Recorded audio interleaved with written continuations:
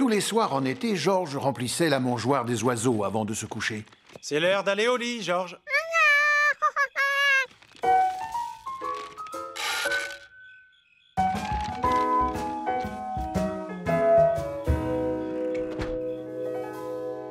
Et le matin, il se réveillait en entendant le joyeux gazouillis des oiseaux.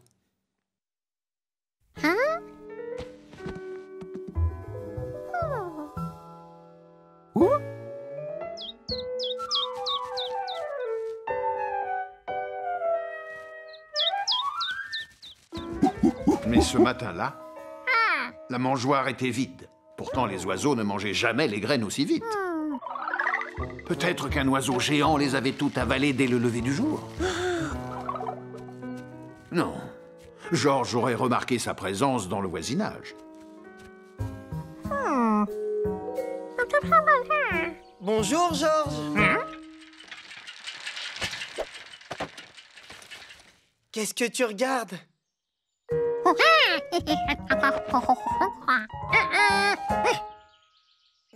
Oh, des empreintes de pattes de bébé opossum. C'est un tout petit marsupial. Peut-être que t'en as jamais vu parce qu'ils sont nocturnes. On dit que ce sont des animaux nocturnes parce qu'ils vivent la nuit pendant que nous dormons et que la ville est calme. Bon, je dois finir ma tournée. Au revoir. Un opossum? À quoi pouvait bien ressembler un opossum? Pour le savoir, Georges décida de surveiller la mangeoire la nuit suivante. Comme il risquait d'avoir faim, si cela durait longtemps, il se prépara un sandwich au thon et à la banane. Puis, il attendit, avec la radio comme seule compagnie. Êtes-vous prêt à entendre l'incroyable légende de la créature du lac Wanasink? Eh bien, on raconte que cette créature rôde dans la campagne tous les étés, la première nuit de pleine lune. Et c'est cette nuit.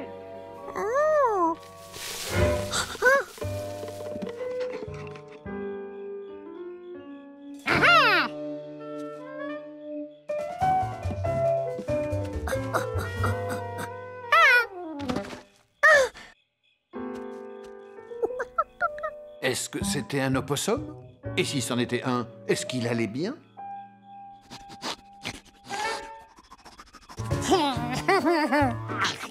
En tout cas, il avait de l'appétit.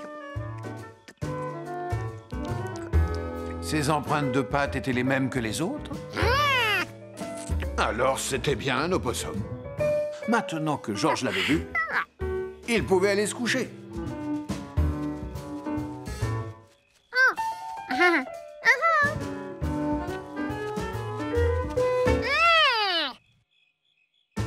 Georges lui disait de rentrer chez lui, mais il continuait à le suivre.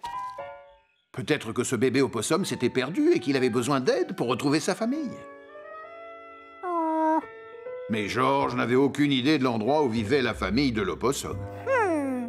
Tout ce qu'il savait, c'est qu'il avait mangé des graines d'oiseaux. Alors peut-être qu'il vivait dans un nid avec des oiseaux?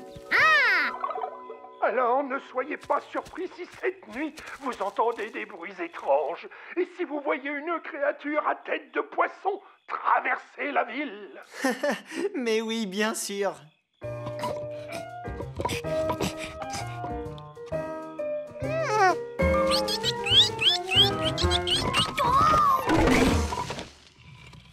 Ah, c'est la créature du lac! Georges comprit très vite que les opossums et les oiseaux ne vivaient pas ensemble. La créature était là, Monsieur Quint, et elle a essayé de rentrer par la fenêtre. Georges pensait connaître tous les animaux de la ferme de Monsieur Rankins, mais peut-être ne connaissait-il que les animaux diurnes, ceux qui vivent le jour.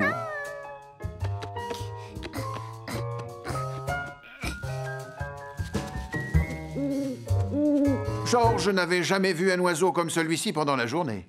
Il devait être nocturne, lui aussi.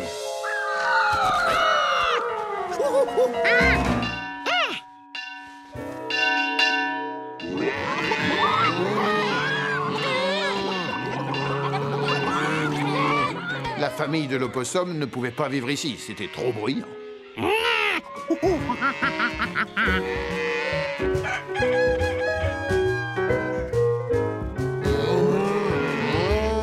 Quand les vaches ont entendu la cloche, elles ont cru que c'était l'heure de la traite.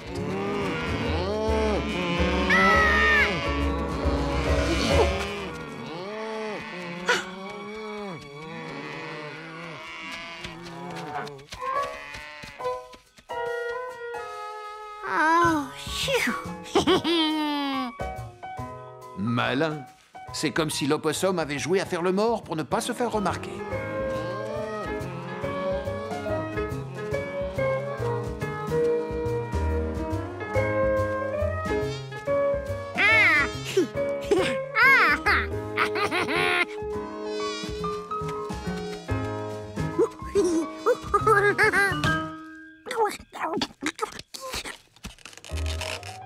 Est-ce que la famille de l'opossum habitait ici?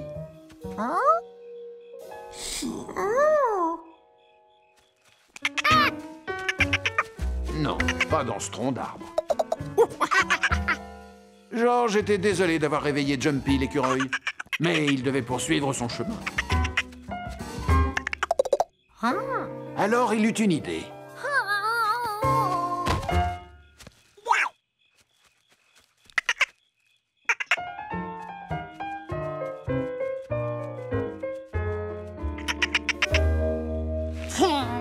Faire l'opossum avait son utilité. J'ai reçu un autre appel au sujet de la créature. Cette fois, elle aurait jeté la panique parmi le bétail de Monsieur Runkins. Mais permettez-moi de rassurer les enfants en leur disant que tout ça, c'est pour rire. La créature n'est qu'une légende. Enfin, je l'espère. George se rappela que l'opossum aimait les sandwichs aux poissons. Alors peut-être qu'il vivait dans l'eau, comme les castors.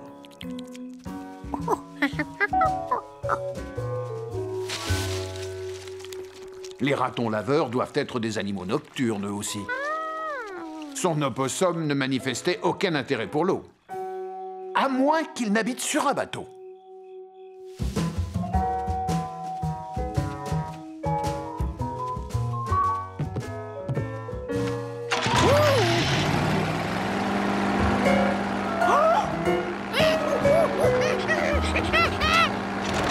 Allô, Clint? Je crois que la créature du lac est en train de voler notre bateau. Peut-être que la famille de cet opossum habitait en ville. George le porta à bout de bras pour l'aider à se repérer dans les rues. Chers auditeurs, je vous rappelle que la créature du lac n'est qu'une légende de pêcheurs. En vérité, elle n'existe pas. Non, non, non, non. Oh, sauf qu'elle est là devant moi. Elle doit mesurer 3,50 m. Elle est aussi terrifiante qu'un requin tenant un harpon. Oh non!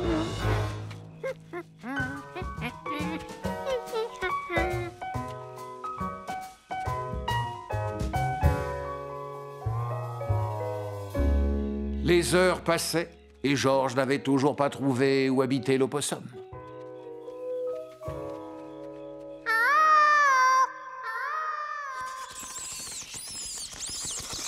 Il découvrit d'autres maisons d'animaux nocturnes.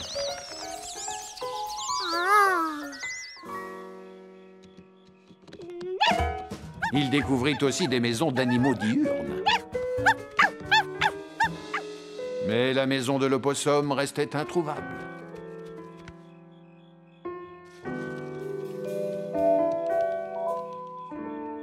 Il était tellement fatigué qu'il croyait voir des opossums partout.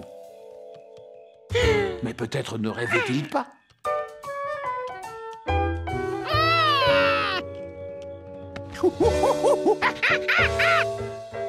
La famille de l'opossum habitait sur un arbre.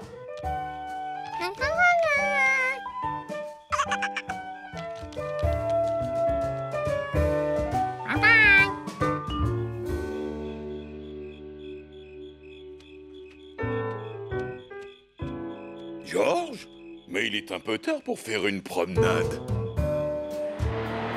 La nuit a été mouvementée. Des personnes nous ont signalé avoir vu des créatures nocturnes.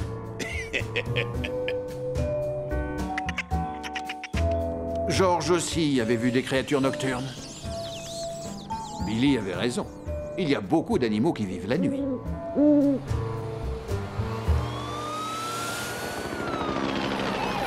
Mais Billy s'était trompé au sujet de la ville. Elle n'était pas aussi calme.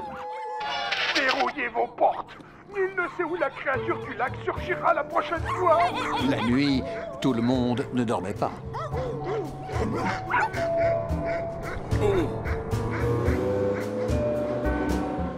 Bonne nuit, Georges. Dors bien, mon petit. Georges, lui, allait bien dormir. Mais avant de se coucher, il alla remplir la mangeoire pour se réveiller avec le gazouillis des oiseaux.